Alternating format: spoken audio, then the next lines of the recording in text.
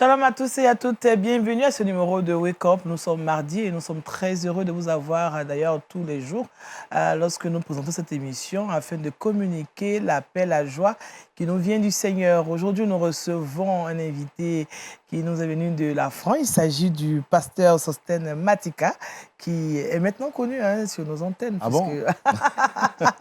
Comment vous allez, pasteur? Ça va bien et vous? Ça va très bien. Chez nous, on dit Aquaba. Et ça va bien de l'autre côté, de là où vous venez? Oui, ça va bien. C'est un peu compliqué, mais globalement, ça va bien par la grâce de Dieu. Dieu merci. Ouais. Alors, avec vous, tout à l'heure, nous allons méditer la parole de Dieu. On va parler de quoi? Est-ce qu'on peut avoir succinctement? On va parler rapidement des différentes manières que Dieu a de nous parler pour que nous puissions être sensibles à sa voix. Ok. Nous devons être donc sensibles à la voix de Dieu. Sensibles à la voix de Dieu. Ouais. Ça vaut la peine pour ce siècle présent? C'est indispensable. D'accord. C'est indispensable. Merci, pasteur. On va vous retrouver tout à l'heure pour méditer ensemble. Shalom, Josué. Shalom, Daniel. Comment on est réveillé aujourd'hui? Tout va bien par la grâce de Dieu. Dieu merci. Orange, blanc, voilà. Et moi, j'ai le vert, donc voilà. Alors, Josué, on aura culture actu et le saviez-vous avec toi. Culture actu, on va parler d'action sociale. Et dans le saviez-vous, on ira du côté de la France. On va parler du décès d'un ex-président d'une fédération évangélique. Oh, d'accord. Vraiment, c'est ça. Bon, c'est ça. C'est ça la vie. Parce qu'on vit ou on meurt. Hein. Oui. C'est le passage obligé. Oui. On Mais vit, le Seigneur est avec nous. Alléluia. Voilà. Avec toi, Kouda, nous aurons des astuces pour embellir notre quotidien. 3 astuces bien-être à base de riz. Le riz qu'on consomme, là. Oui, on mange là. Déjà, on peut faire de belles choses avec. Ah, c'est encore ça. Quand il va dire ja, c'est que c'est gâté, comme on dit. C'est que vraiment, c'est accentué, quoi. On était étonnés de découvrir ces astuces-là. On va partager ça ensemble. Vraiment, on ne va pas découvrir ça maintenant, puisque c'est seulement l'introduction. Et avec Kouda, si vous êtes avec nous, tout simplement, prenez un petit bol de riz, mettez-le à côté de vous jusqu'à ce qu'on arrive à son tour et puis elle nous donnera les astuces qu'il faut. Merci Kouda. Nous sommes mardi aujourd'hui et tous les mardis, nous avons la relation d'aide et nous recevons sur ce plateau Maman Kwadjo Lydie avec qui nous aurons encore des informations pour nous aider à bien vivre dans le Seigneur. N'est-ce pas Maman Kwadjo? Bien sûr, par la grâce de Dieu. Dieu merci. Voilà, donc on va parler du concept de la perte. Oui. Qu'est-ce qu'on perd quand on passe par un moment difficile? On passe par une crise, on a un traumatisme. D'accord. Bon, il faut identifier les choses qu'on perd pour pouvoir essayer de remonter la pente. D'accord. Et de les récupérer, de récupérer autre chose à la place. Parce que ça ne peut pas rester vide. Voilà, il faut que cette place soit comblée. Oui, c'est nécessaire. D'accord. Voilà, et le Seigneur est là pour nous aider à ça. Amen. Il est celui qui comble nos besoins, donc nous en avons besoin, bien sûr. Merci, maman. Voilà, notre décor, il est planté. Sans plus attendre, vous le savez, nous démarrons toujours avec la parole de Dieu. Prenez votre Bible, de quoi noter, et on y va pour méditons ensemble.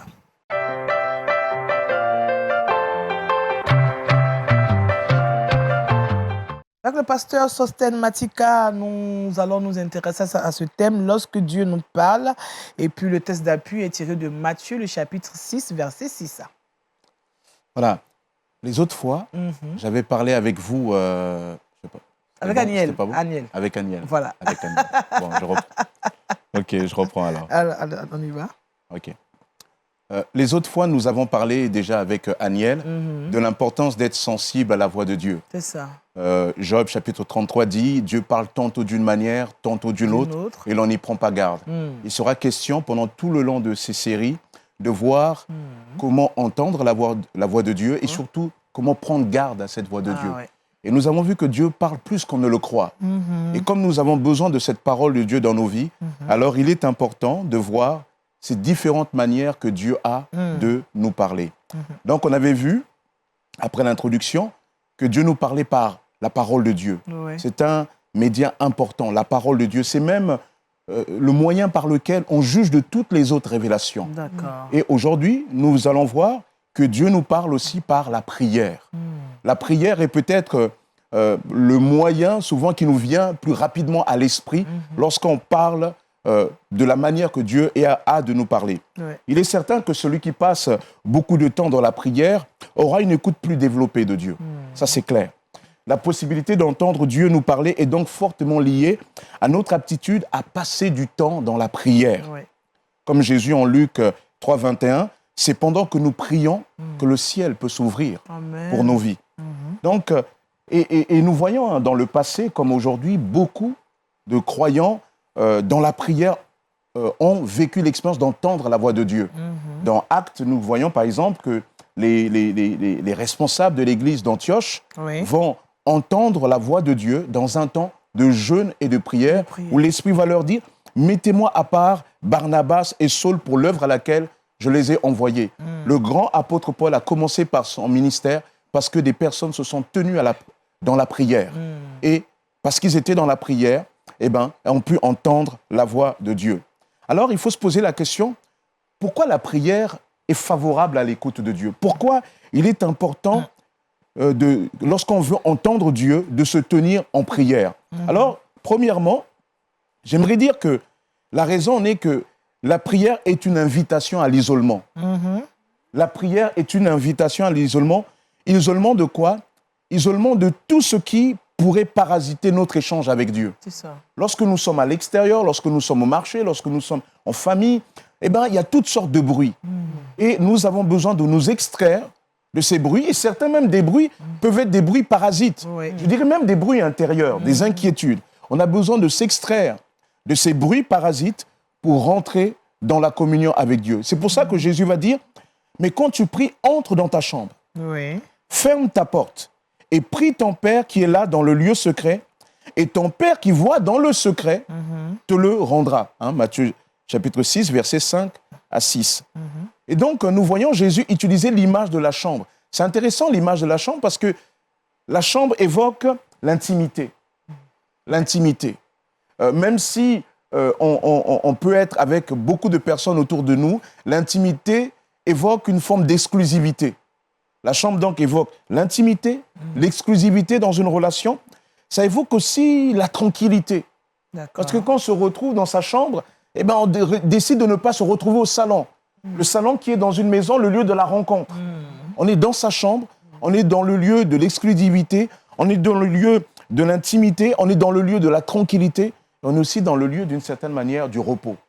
Personne ne viendra nous casser les pieds dans notre chambre. Donc Jésus dit, quand tu pries, rentre dans ta chambre. Par exemple, Exode 24, 12, il nous est dit, l'Éternel dit à Moïse, monte vers moi sur la montagne et reste là. Je te donnerai des tables de pierre, la loi et les ordonnances que j'ai écrites pour leur instruction. Donc, Dieu veut communiquer sa parole, les 10 commandements à Moïse, et il lui dit, pour recevoir ma parole, pour recevoir ma volonté, tu dois t'isoler. Tu dois t'extraire de la foule. Et quand on regarde un peu plus près le texte d'Exode, même à partir du chapitre 24, nous voyons que Moïse va s'extraire d'abord avec un groupe plus restreint, de plus de 70, et après, Dieu va lui dire, monte comme encore plus haut. Il est au début accompagné, c'est intéressant, c'est que dans la prière, nous pouvons commencer avec les autres, mais il y a un moment donné, nous avons besoin de nous retrouver nous seuls avec Dieu. Et c'est ce qui va se passer. Donc Moïse va s'isoler. Donc même dans le service de Dieu, nous voyons que nous avons besoin de nous isoler, de marquer une pause. Souvent, c'est ce que le Seigneur attend de ses serviteurs, de ses servantes aussi. On a besoin de s'isoler. Et ce besoin est illustré dans Ésaïe, chapitre 50, verset 4. Ésaïe dit, « Le Seigneur l'Éternel m'a donné le langage des disciples pour que je sache soutenir par la parole celui qui est fatigué. Il éveille chaque matin, il éveille mon oreille pour que j'écoute à la manière des disciples. » Ésaïe est en train de dire, avant que je puisse venir apporter la parole de Dieu, soutenir par la parole celui qui est fatigué, j'ai besoin d'abord de développer l'écoute à la manière des disciples. Voyez. Donc, le disciple, le serviteur a besoin de s'isoler. Alors, ici et là, dans les évangiles, on voit plusieurs fois Jésus s'isoler. Jésus va s'isoler pour choisir ses disciples. Jésus va s'isoler lorsqu'il y a des grands enjeux, notamment. Il ressentait chaque jour, Jésus, le besoin de s'isoler, de s'extraire de la foule qui souvent le pressait. Donc, nous aussi, je pourrais dire, pour revenir maintenant avec Moïse, nous avons tous besoin d'un mont Sinaï. Avec Jésus, nous avons besoin tous d'une chambre. Nous avons besoin d'un lieu. Alors, certains vont dire, mais pasteur, de toute façon, Dieu est partout, je peux le prier partout. Et ils ont raison. D'ailleurs, je vous rappelle, la Bible dit que l'Église, la communauté des croyants, est considérée par Christ comme une épouse. Christ est l'époux. Et dans cette image du couple, nous voyons qu'un couple peut se retrouver dans la rue, discuter ensemble, marcher et parler, dire des choses importantes. Oui. Mais nous savons aussi qu'un couple a besoin à un moment donné de se retrouver entre eux pour parler des choses importantes et souvent des choses qui concernent des grandes orientations, l'avenir, etc. Donc oui, on peut prier Dieu partout, mais nous avons besoin à un moment donné de nous retrouver dans notre chambre. Nous avons besoin d'un mont Sinaï. Deuxième raison pour laquelle pourquoi prier est favorable à l'écoute de Dieu, eh bien, on pourrait dire que parce que la prière est un dialogue. La prière est un dialogue. Lorsque Jésus dit « Voici comment vous devez prier, dites Notre Père », il aurait pu dire « Priez El Shaddai, qui est dans le ciel ». Il dit « Non, Notre Père ». Notre Père. Il parle ici d'abord d'une relation dans laquelle il y a un père et il y a un fils. Il y a ou une fille. Hein? Oui. D'accord, nous Comme sommes ses moi, enfants. voilà. Amen. Nous sommes ses enfants. Et donc, il dit Notre Père pour insister, pour dire non, la prière n'est pas d'abord une pratique froide, distanciée avec celui qui est dans les cieux. La prière est d'abord une relation dans laquelle vous rentrez en relation avec votre Père et vous lui partagez ce qu'il y a dans votre cœur. Alléluia. Et lorsqu'on dit que c'est une relation et que c'est un dialogue, ça sous-entend qu'il y a échange. Amen. Dialogue veut dire échange. Donc ça veut dire que la prière, c'est un moment, et malheureusement nous souvent retenons beaucoup plus ça, c'est un moment où on s'adresse à Dieu, où on demande à Dieu, mais la prière, puisque c'est un dialogue, c'est aussi un moment où on doit écouter Dieu. Amen. Et c'est très important d'écouter Dieu. Et lorsque dans la prière, je suis dans l'écoute, alors je suis à même d'entendre ce que Dieu a à me dire. Troisième raison qui explique pourquoi il est important de se retrouver dans la prière pour écouter Dieu, parce que Dieu enseigne que lorsqu'on se retrouve dans la prière pour lui parler, pour dialoguer avec lui, Dieu promet la réponse. Dans le monde, il y a toutes sortes de religions, il y a toutes sortes de croyances, même dans ce pays, où on parle beaucoup de s'adresser à Dieu. Mais rarement, on dit que Dieu va répondre, et encore moins qu'il promet qu'il va répondre. Or, Dieu va dire, lorsque tu pries, entre dans ta chambre, prie ton Père qui est là dans le lieu secret, et ton Père qui voit dans le secret, qu'est-ce qu'il fait? Il te le rendra. Il le promet, il le fera. Ça veut dire que lorsque je rentre dans la prière, à la recherche de la voix de Dieu, je suis assuré que Dieu va me répondre. Non pas parce que je suis quelqu'un de formidable, mais parce que lui, il donne la promesse. Alléluia. Donc, la réponse de Dieu, la capacité à entendre la voix de Dieu dans la prière est liée à sa promesse. C'est lui qui le promet. Et pourquoi il promet? Et pourquoi il va répondre, même nous dit la Bible, pour pousser même plus loin? Il le fait à cause de sa gloire. Lorsque vous lisez le Notre Père, il lui dit, voici comment vous devez prier notre Père qui est aux cieux, etc. À la fin, il termine, car c'est à toi qu'appartient le règne, la puissance et la gloire. Et Jésus dit, vous allez prier notre Père qui est aux cieux, que ton nom soit sanctifié, que ton règne vienne. C'est-à-dire, vous allez prier pour demander sa volonté. Donne-nous notre pain quotidien. C'est-à-dire, la prière est aussi un lieu où on demande, on fait connaître à Dieu nos besoins. Et Jésus conclut pour dire, Dieu va faire toutes ces choses, pourquoi? Parce que c'est à lui qu'appartient le règne, la puissance et la gloire. Autrement dit, le but de la prière, c'est de glorifier Dieu. Alléluia. Et donc, Dieu veut nous répondre parce qu'il veut glorifier son nom. Donc, pourquoi Dieu répond? À cause de cela. Et enfin, pourquoi la prière est un environnement favorable pour écouter Dieu? Parce que la prière, c'est aussi une atmosphère. C'est aussi une présence, nous dit la Bible. Parce que lorsque nous sommes dans la prière, il y a quelque chose de rassurant. Je ne sais pas pour vous, mais il y a des fois, quand on cherche quelque chose, vous savez, il y a quelque chose qui vous perturbe, vous dites, Seigneur, parle-moi, dis-moi quelque chose, etc. Et là, Dieu, qu'est-ce qu'il fait? Eh bien, déjà, vous venez souvent dans la présence de Dieu avec une forme de peur, de crainte, d'inquiétude. Mais quand vous êtes dans la présence de Dieu, eh bien, le Seigneur, il y a un moment donné, il vous pose par son esprit, il vous rassure. Et déjà, cette assurance, cette paix qu'il met en vous est déjà une réponse. Amen. Et lorsque nous sommes dans la présence de Dieu, qu'est-ce que le Seigneur fait? Eh bien, déjà, il nous fait prendre de la hauteur. Il y a des fois, nous avons l'impression, avant d'avoir prié, que la montagne est trop haute. Mais quand nous venons dans la présence de Dieu, nous rendons compte que ce n'est même pas une montagne, que ce n'est même pas à la limite une colline, c'est juste une petite bosse. Et finalement, pourquoi? Parce que Dieu, il nous met en hauteur. Alléluia. Il nous met en hauteur et la prière est importante. Et lorsque je suis mis en hauteur, eh ben, il y a une voix intérieure de Dieu qui dit, tu vois, tu paniquais pour rien. Moi, je suis celui qui contrôle. Amen. Moi, je suis celui qui tient toutes choses entre mes mains. La dernière chose à dire en ce qui concerne, parce que j'ai dit, Dieu nous parle par la prière, mais aussi le jeûne. Hein? J'aurais dû dire jeûne et prière. Quel est l'apport du jeûne? En fait, le jeûne va venir intensifier ce moment-là. Ça va venir intensifier. Pourquoi? Parce que par le jeûne, je décide de ne pas manger ou de boire ou selon ma santé, j'allège quelque chose que j'avais l'habitude de faire pour me nourrir. C'est pour ça que là, entre parenthèses, il faut faire attention pour ceux qui ont des problèmes médicaux, tout ça, de ne pas se mettre en danger. Ce n'est pas une grève de la faim, le jeûne, mais c'est un moment où on dit, Seigneur, tu vois, ta parole est tellement importante que le manger, le boire qui m'est nécessaire devient secondaire. Parle-moi, Seigneur. Amen. Et lorsque Dieu voit cela, pas parce qu'on crève de faim, mais lorsque Dieu voit cela, du fait de la foi que nous avons, dans le langage que nous disons du jeûne, alors Dieu vient, il agit puissamment dans nos vies. Et c'est ainsi que nous voyons le jeûne opérer quelque chose d'extraordinaire, où Jésus nous dit par exemple, tel démon ne sort que par le jeûne, pour dire que le jeûne a ses propres vertus. Daniel va jeûner 3 semaines, et c'est suite à ce jeûne-là que l'ange va venir, et l'ange va même dire, ben, tu sais Daniel, dès que tu as commencé à invoquer Dieu, Dieu t'a entendu. Il m'a envoyé te dire, mais voici une lutte dans le ciel.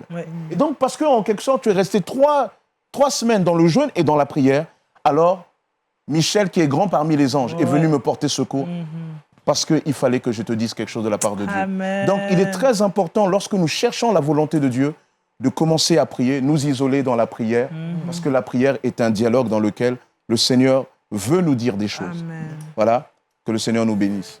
Amen. Amen. Merci, pasteur Sostamatika, qui nous encourage encore à la prière. Alors, le texte d'appui, on l'a dit, Matthieu, le chapitre 6, verset 6.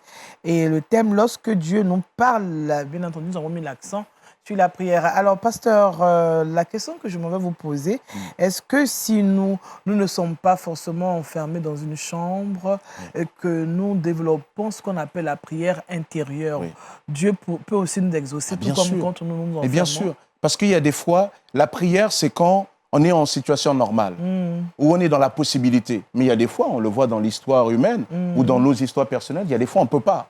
Sinon, dans ce cas-là, il faudrait qu'un chrétien se balade tout le temps avec une cabine qu'il appellerait sa chambre. Vous voyez? Non, ce n'est pas possible. Non, mais il y a des fois, on ne peut pas. On est là dans le travail, on est là au milieu des autres responsables, des autres dirigeants, etc. Ou bien on est dans des situations où on ne peut pas. On ne peut pas. À l'hôpital, on ne peut pas se mettre à genoux, on ne peut pas. Et là, ce qui est bien, c'est que notre Dieu, il est avec nous par son esprit. Et là, on peut parler à Dieu où que nous soyons. Le plus important, en fait, la notion de chambre, c'est moins la notion d'un lieu et beaucoup plus la notion d'une intimité, d'une concentration sur le Seigneur. C'est ça que ça veut dire. C'est enlever les parasites. Si je suis au milieu de la foule, j'arrive à me concentrer pour parler avec le Seigneur, alors pourquoi pas? Mais idéalement, c'est bien de pouvoir aussi s'isoler. Est-ce qu'on est obligé, quand on prie, justement, de forcément élever la voix, ou bien, comme on pouvait dire quelqu'un, entre celui qui élève la voix et celui qui n'élève pas la voix, qui a exaucé le premier? je pense que le plus important, je vais vous dire une chose, et c'est ça qui est très important. La Bible nous dit qu'une des qualités de Dieu, des attributs de Dieu, il est dit que c'est qu'il est omniscient, il connaît tout. D'ailleurs, Paul va dire, le psaume 131, va dire, avant que la parole soit dans ma bouche, tu la connais entièrement. Amen. Donc, avant que nous parlions, Dieu connaît. Mais pourtant, il nous demande de prier. Pourquoi? Parce que justement, la prière est un dialogue. Dieu sait ce que tu as besoin, mais il veut dialoguer avec toi. Il faut que nous comprenions que Dieu nous aime et que c'est une personne qui nous aime tellement, il aime entendre notre voix. Amen. Vous voyez, moi, je suis un papa, et la première fois que mes enfants, ils ont commencé à dire papa, d'ailleurs, c'est souvent le mot le plus simple. Je ne sais pas pour les mamans pourquoi l'enfant a du mal. Hein. Mais papa, il le dit plus facilement. Je sais pas. C'est le père. Peut-être qu'il y a un signe là. Salut le père, tout simplement.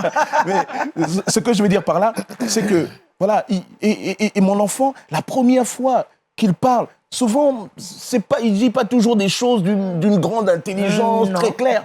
Mais ce mot-là, j'ai envie de l'entendre. Parce que c'est le mot qui va initier un dialogue. Qui va, vous voyez, Dieu veut parler avec nous. Amen. Dieu ne veut pas parler avec nous parce qu'il dit non, écoute, je sais ce que tu me veux. Par exemple, dernier exemple, il y a des fois mes enfants à la maison. Vous savez, souvent nos enfants, quand ils veulent quelque chose, ils tournent un peu autour du pot. Ils tournent, hein. Les miens, ils disent, papa, t'es formidable, etc. Voilà, c'est maintenant des ados. C'est le moment de l'appréciation. Oui, c'est des ados. Et quand je commence à sentir ça, eh ben, je sais ce qu'ils veulent quelque chose. Mais j'ai quand même envie de les entendre. Pourquoi? Parce que je ne veux pas simplement répondre avec eux. mais je veux rentrer en dialogue avec eux. Amen. Et c'est ça que Dieu veut faire avec nous. Rentrer en dialogue avec ses enfants. Oui, il veut rentrer en dialogue avec nous. Je ne sais pas si Kouda a une question. En fait, cette matinale-là, Ça t'a touché.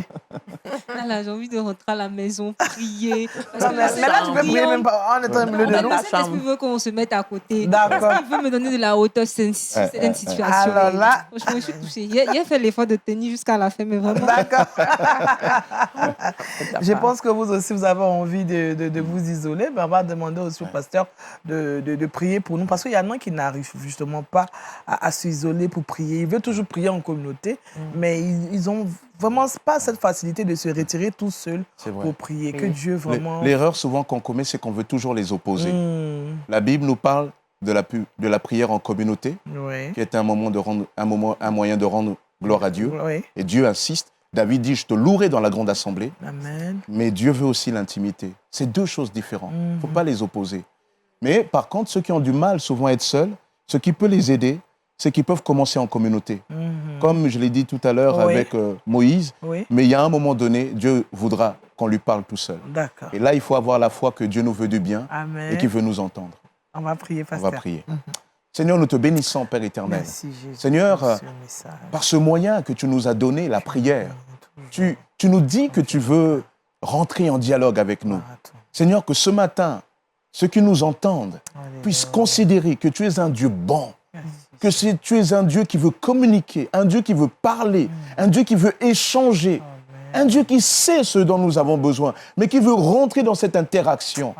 Seigneur, tu vois, ceux qui ont du mal à s'adresser à toi parce qu'ils se disent qu'ils n'en sont pas dignes. Mais Père, tu as brisé les murs de séparation en offrant Jésus-Christ à la croix. Amen. Alors Père, ne permets pas que ces amis, que ces frères et sœurs se mettent à l'écart de ta grâce et de ta présence. Permets-nous dans nos vies de trouver ce mont Sinaï, cette chambre de l'intimité, de l'exclusivité, de la tranquillité, du repos en toi. Que ton nom soit béni, Seigneur. Amen. Merci, Amen. pasteur Sostène Matika, pour cette prière qui nous galvanise sûrement, parce que nous avons besoin quand même de nous laisser diriger, de nous laisser emporter par la prière. Pasteur, il arrive un moment où je prie et puis à un moment donné, j'ai l'impression que je ne suis plus sur la terre. Ça arrive, hein, c'est normal. Oui, c'est ça. C'est pour ça que j'ai dit que la prière, c'est une plongée dans la présence de Dieu qui nous élève. D'accord, donc c'est normal, je ne suis pas à côté. C'est normal. Non, tu n'as rien fumé ni rien bu, ma sœur. C'est simplement l'esprit qui se saisit de toi. Alléluia. Merci, pasteur. On m'a rappelé le test d'appui, Matthieu chapitre 6, le verset 6, et le thème, lorsque Dieu nous parle par la prière. Nous allons donc changer de rubrique et retrouver Josué Dioba pour l'actualité culturelle chrétienne.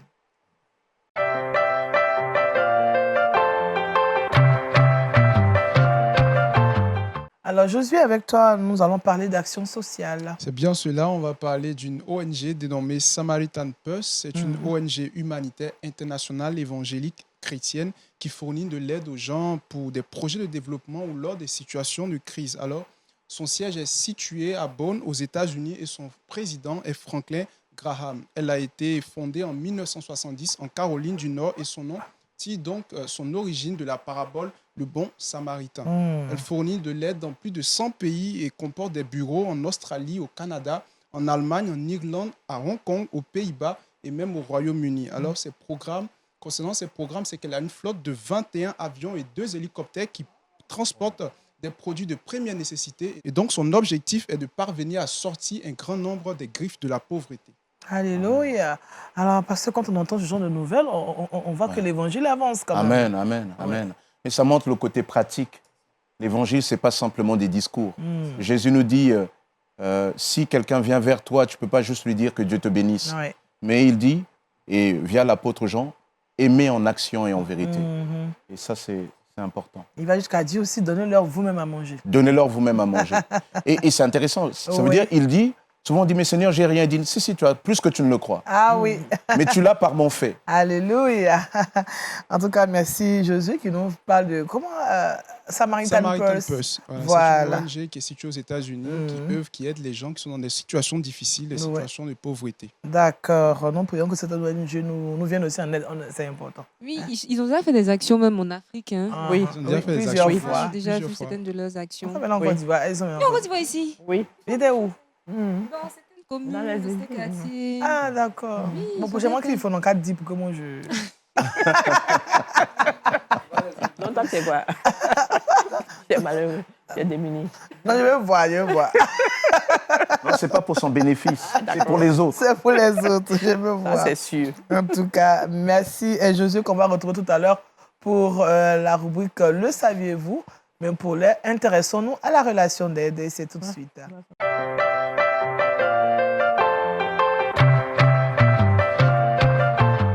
Avec Maman Kwadjo Lydie, nous allons parler dans le grand chapitre du chemin de vie. Nous allons nous intéresser au concept de la perte. Alors, que Maman nous explique un peu ce à quoi on doit s'attendre. Voilà. Bon, voilà. Bonjour à tous les auditeurs. C'est toujours une joie renouvelée de partager pour pouvoir aider quelqu'un dans son cheminement pour la guérison intérieure. Voilà, à notre dernière émission, nous avons parlé du chemin de vie. Le chemin de la vie qui est parsemé de plusieurs choses. Beaucoup de changements, des soucis, n'est-ce pas? Des conflits, des critiques négatives, des crises. La crise étant la chose la plus forte dans la vie des humains, mais aussi des bonnes choses sur le chemin de la vie.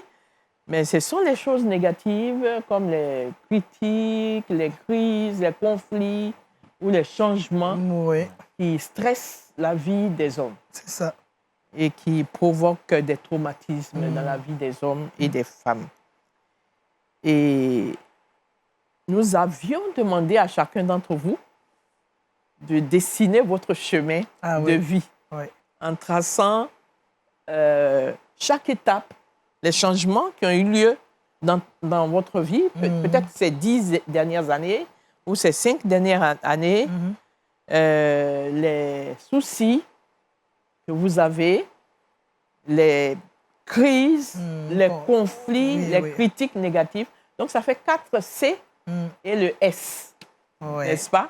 C'est ce qu'on avait dit la dernière fois.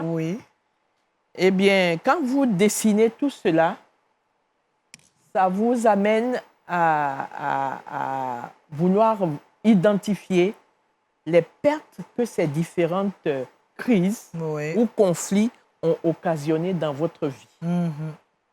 Voilà, il y a des pertes secondaires comme il y a des pertes primaires. C'est ça. On va en parler tout à l'heure. D'accord. L'objectif donc de cet échange, ce partage, concept de la perte, c'est de comprendre la différence entre les pertes primaires et les pertes secondaires. Deuxièmement, d'identifier vos pertes personnelles dans votre vie, sur le chemin de votre vie, ce que vous avez perdu. Parce que si tu identifies, tu peux savoir comment combler. On va voir que toutes les pertes, tout ce qu'on identifie, tout ce qu'on a comme difficulté, comme perte, ce n'est pas seulement les démons occasionnés par des démons. Pas des démons, voilà. Parce qu'on a l'impression que ce sont les démons qui sont seulement que les voleurs. On ne fait que chasser les démons.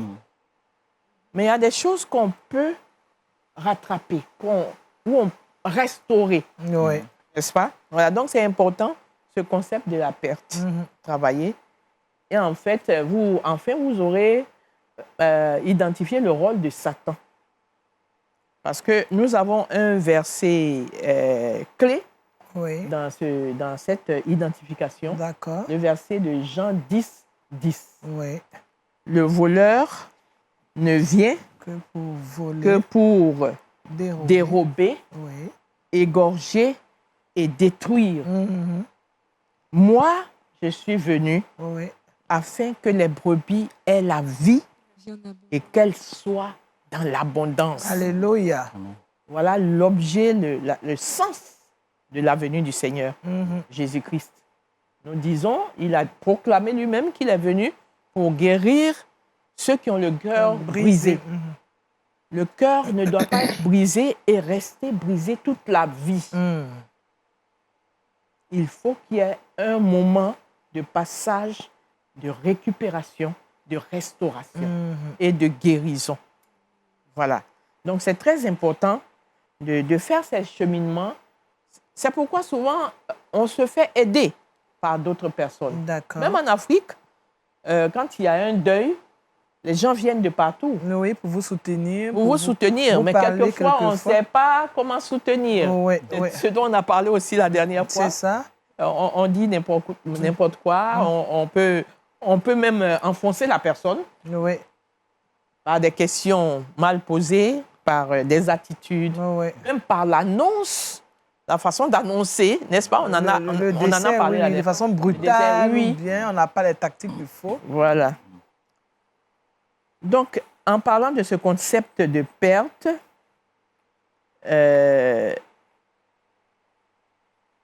nous allons parler des pertes primaires.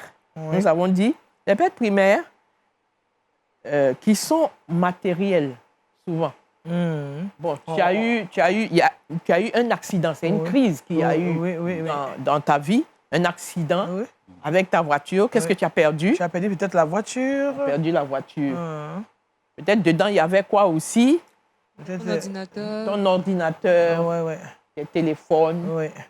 Bon, tout ça, c'est perdu, n'est-ce pas? Ce sont les pertes matérielles tangibles. Tu as perdu ton travail. Hein? Ouais. Quand tu perds ton travail, qu'est-ce que tu perds? Tu n'as plus de bureau. Tu n'as plus de bureau. Mais la chose la plus... Le salaire. Tu n'as plus de salaire, Ouais. n'est-ce pas? Voilà, etc. Donc, ce sont des choses matérielles, quelquefois des choses tangibles. Quant aux pertes secondaires, elles ne sont pas matérielles, mais elles ont souvent un impact plus grand. D'accord. Et quelquefois, on peut ne pas en être conscient tout de suite. Mhm. Mais à la longue, on se rend compte. Donc on a perdu quelque chose de Oui, fort. oui. Oui. La perte, ce sont des pertes souvent morales. Mhm. Par exemple, la perte de sécurité, Mhm. de confiance. Oui. Quand on t'arrache ton téléphone à jamais. Par exemple. Mais tu dois confiance passer là pour aller rentrer à la maison. Ah ouais. Aller prendre ton moyen de transport pour aller. pour Chaque fois que tu arrives là, Tout de suite, ça revient. tu n'as plus confiance. Mhm. C'est difficile. Tu as perdu le téléphone ou tu as perdu ton sac, mais en plus de ça, tu as perdu la Confiance. confiance dans les gens. Mhm. Quelqu'un va te toucher pour passer, mais tu vas réagir brutalement, violemment, peut-être, n'est-ce pas? Oui.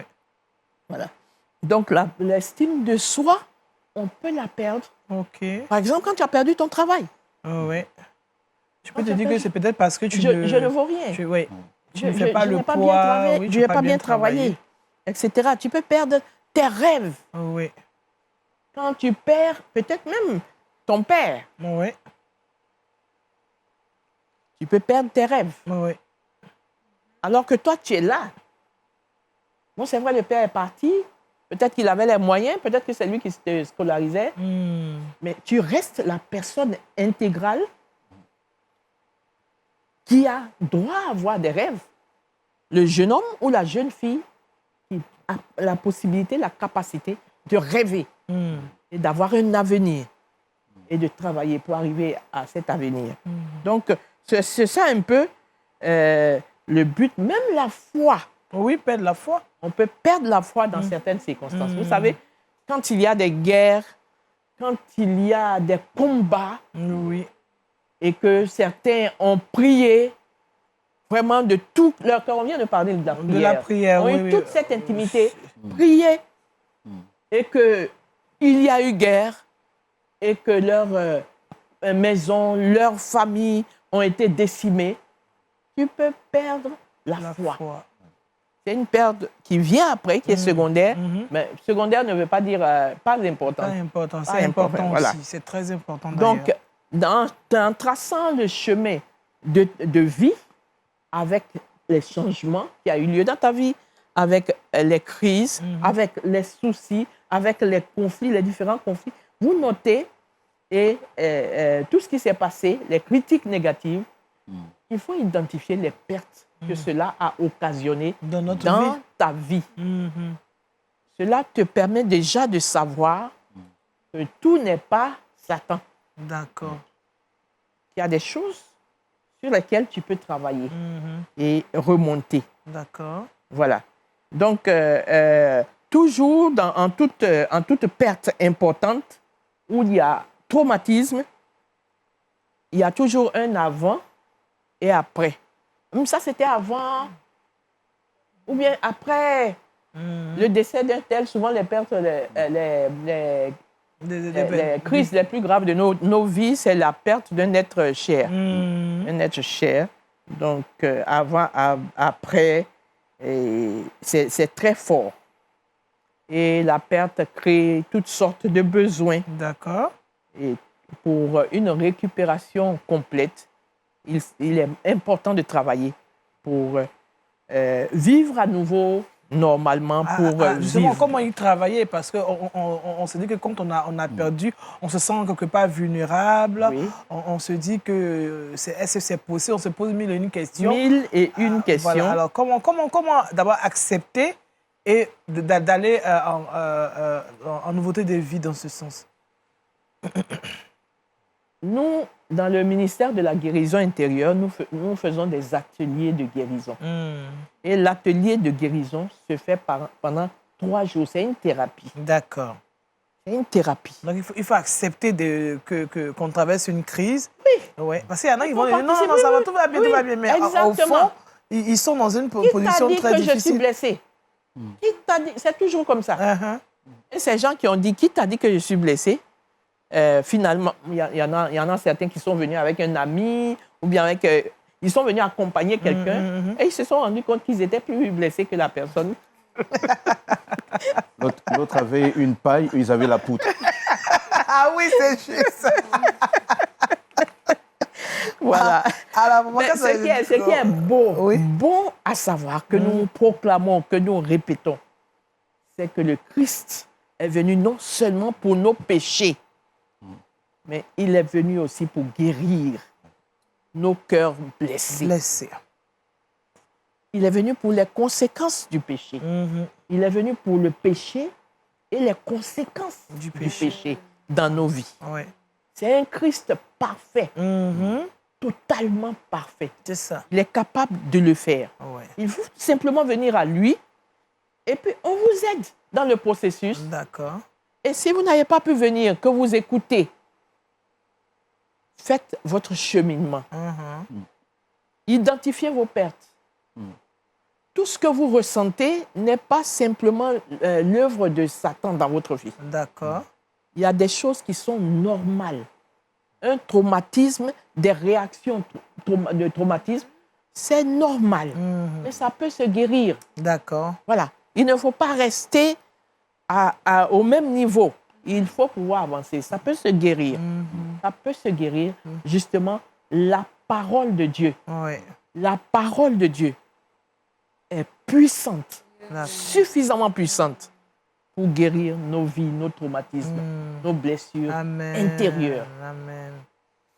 Alors, il faut se faire assister aussi par... Oui, il faut se faire assister.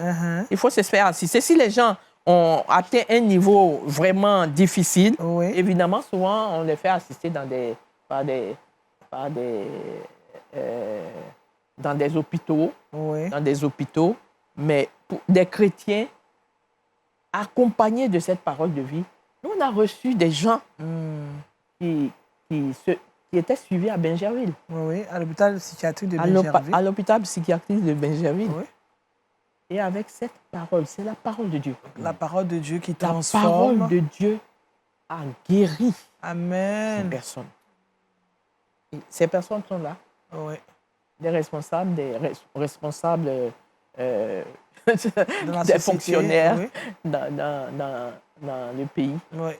On a travaillé avec eux. Pour dire que la parole de Dieu, elle est vivante. C'est une parole puissante. Elle est puissante pour guérir. Pour guérir. Oui. Amen. Le Seigneur est venu pour guérir. Il guérit par sa parole. Amen. Il crée par sa parole. Amen. Il guérit Par sa parole. Donc, c'est pas la fin du monde. Ces cheminements. Oui. Identifier les pertes. Les pertes. Identifier les pertes. C'est vrai, on ne s'arrête pas là. On va plus loin.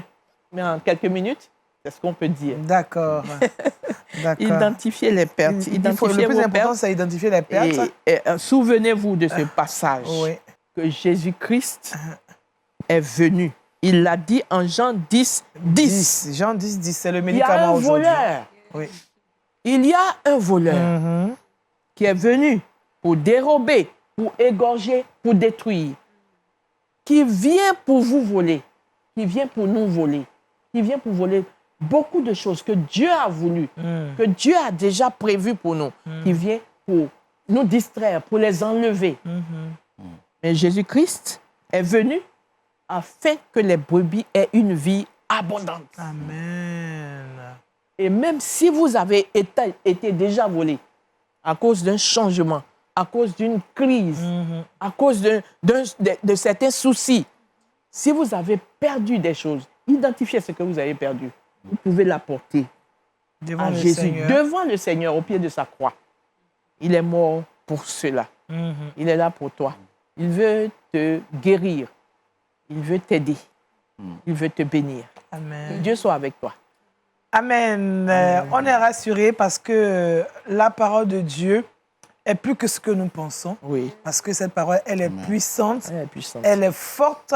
Elle est même grande. Parce que cette parole nous permet de grandir, nous permet de sortir des situations les plus désastreuses. Et avec Dieu, comme dit la parole, nous ferons toujours des espoirs. Merci Maman Kwadjo qui nous rassure encore en ce jour. On a parlé du concept de la perte, voilà. Il peut arriver que nous traversons des situations et puis que nous perdons beaucoup de choses, mais ce n'est pas à terminer parce qu'avec Jésus, nous pouvons toujours rebondir, nous pouvons toujours nous relever et aller jusqu'à atteindre nos différents objectifs. Maman Kwadjo lui dit qu'on va retrouver prochainement, certainement encore pour parler des relations d'aide, parce que quand on est avec elle, on est rassuré. Moi, j'aime bien, parce que là, j'ai perdu beaucoup de choses, mais là, je vais encore écrire. On a dit quoi, maman? Les 5 C. On a les changements, les 4 C, les crises, oui, les conflits, les critiques négatives et les soucis. Donc, ça fait 1, 2, 3, 4 C, 1 S. Voilà. Si on a réussi à identifier ça, c'est sûr que, comme on dit en Côte d'Ivoire, il n'y a rien. Il n'y a rien. On ne peut rien dire, c'est fini. Jésus a déjà gagné la bataille. Amen. Merci, Maman Kwadjo. On va retrouver Kouda pour des trucs et astuces qu'elle a pour nous. Et c'est le truc box, ça.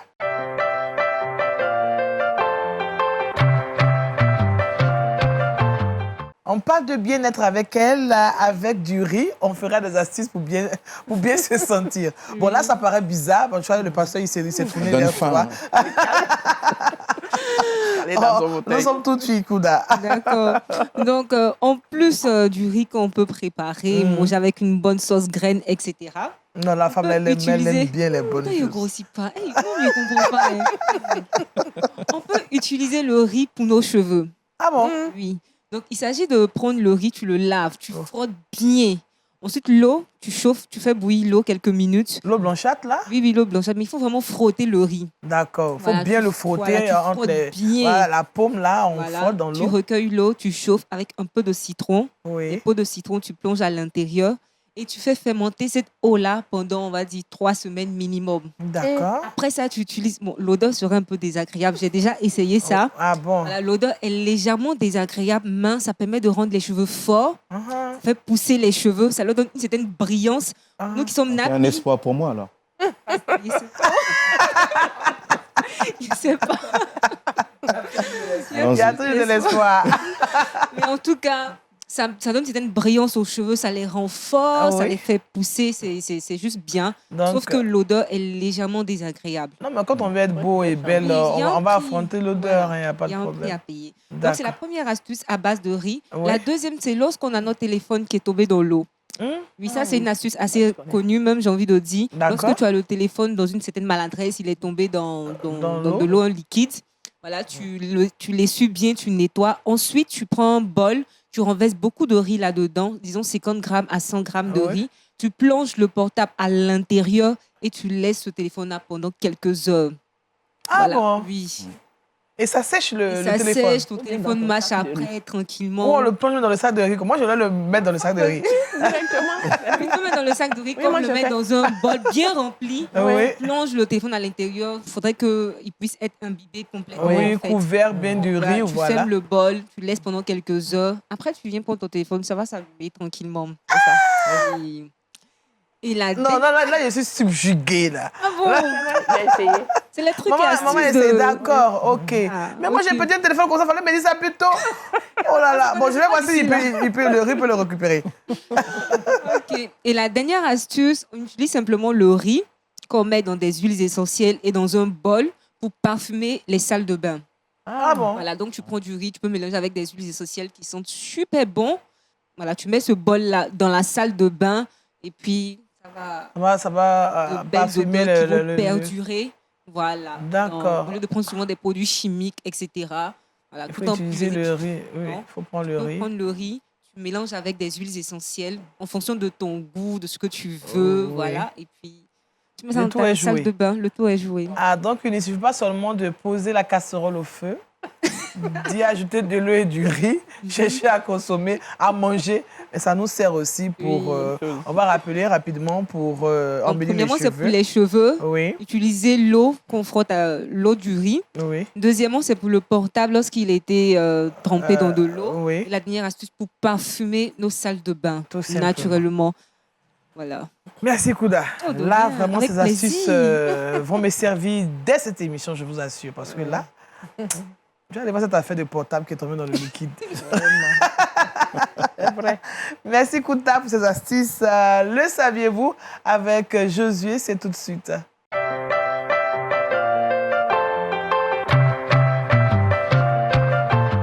Ah, vraiment, les astuces, ça nous a vraiment touchés. On est obligé de partir en France avec Josué pour la rubrique Le saviez-vous. Du côté de la France pour parler du décès de l'ancien président de la Fédération évangélique de France de 2013 à janvier 2021 du nom de Jacques Mouillon.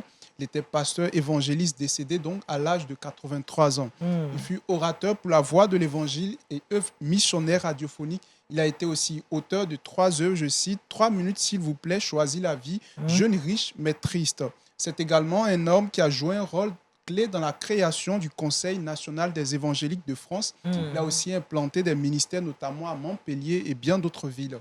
Je crois que c'est une image emblématique pour le milieu évangélique. D'accord. Vraiment, nos condoléances à toute la famille évangélique et puis à sa famille biologique. Vraiment que Dieu les soutienne dans cette épreuve. Je pense qu'avec maman, quoi Dieu lui dit, on a essayé de voir. C'est une crise qui survient. Donc, que Dieu les aide vraiment dans cette situation. Merci à Josué. Nous sommes déjà au thème de ce temps imparti. On va se tourner vers Kouda, qui doit nous donner notre verset boussole avant de partir pour notre journée. Donc, le verset boussole se trouve dans le livre de Matthieu 6, le verset 6. Mais quand tu pries, entre dans ta chambre, ferme ta porte et prie ton Père qui est là dans le lieu secret, et ton Père qui voit dans le secret te le rendra. Amen. Merci au pasteur Sostène Makita, avec qui nous avons médité la parole de Dieu. Il nous demande de prier. Prions seulement, prions. Merci, pasteur, pour cette belle exhortation de ce matin. Merci aussi à maman, quoi Dieu lui dit, qui nous a demandé vraiment d'avoir confiance en Dieu, parce qu'il est le seul qui nous permettra de sortir des situations que nous traversons. Aujourd'hui, nous avons mis l'accent sur le concept de la perte et j'espère que vous avez pris bonne note. Merci à Kouda pour ces astuces à base de riz. Et moi, je vais plonger mon téléphone dans mon sac de riz tout à l'heure. Et puis... Du riz non cuit. Du riz non cuit, voilà. Pas le cuire. Non, le riz est encore dur. Parce que si c'est cuit, il faut le manger. Non, voilà, c'est qu'on le mange tout de suite. Tu fais ce que tu veux. Merci à José Dioba pour ces informations. N'oublie pas la régie qui nous a permis d'être chez vous. Pasteur, on sera avec vous encore prochainement. Oui, on va voir des différentes autres manières que Dieu a de nous parler. On va parler des rêves, des visions, etc. Ok, donc votre présence en Côte d'Ivoire est une bénédiction pour nous. Oui. On vous donne rendez-vous la semaine prochaine. Non, pas la semaine prochaine, pardon. Je serai avec vous jeudi. Demain, vous serez avec Anel Conan, puisque je serai avec le pasteur encore jeudi. Et j'espère que vous serez en tout cas des nôtres. Que Dieu vous bénisse. On se dit à bientôt. Au revoir.